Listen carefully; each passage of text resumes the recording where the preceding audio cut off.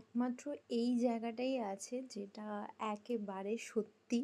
এর মধ্যে কোনো রকম মিথ্যে নেই। আর দুনিয়ায় যে কোনো সম্পর্ক, যে কোনো কিছু, যে কোনো চাহিদা যাই হয়ে যাক না কেন সব কিছু কিন্তু মিথ্যে।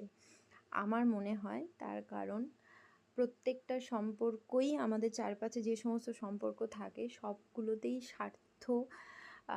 সে সব সম্পর্কের ক্ষেত্রেই কেন, মেয়ে ছেলে মেয়ে স্ত্রী বৌমা যাই হোক না কেন প্রত্যেকটা সম্পর্কই স্বার্থ জড়িয়ে থাকে।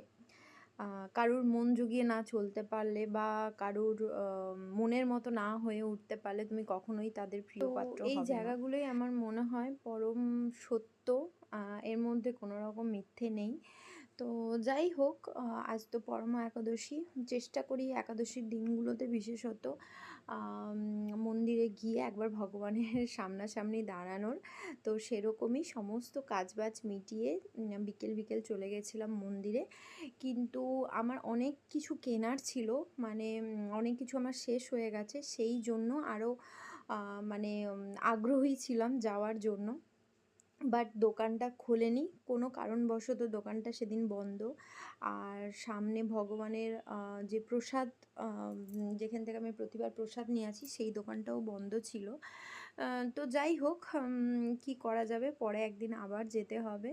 তো আমি আর আমার বেস্টি মিলে চলে গেছিলাম মন্দিরে ভগবান দর্শন করতে। আর এত সুন্দর করে সাজিয়েছে আজকে পুরো, মানে মনে হচ্ছিল যেন গোলাপ, ঠিক আছে, ড্রেসটার কালারও ভগবানের রেড ছিল, খুব সুন্দর লাগছিল।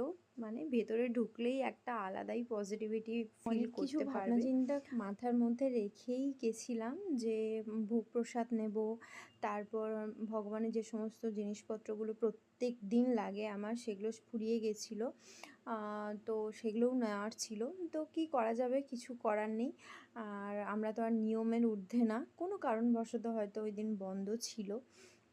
তো এই তো ঘুরে ফিরে চারিদিক পরিক্রমা করে, ভগবানকে পরিক্রমা করে, মন্দির পরিক্রমা করে আমি বেরিয়ে পড়েছি। কারণ তোমরা তো জানো আকাশের ওয়েদার এখন যখন তখনই হুটহাট করে বৃষ্টি হয়। আমি প্রায় প্রতিনিয়ত প্রত্যেক দিনই এখন প্রায় ভিজেই যাচ্ছি বাড়ি ফিরতে ফিরতে।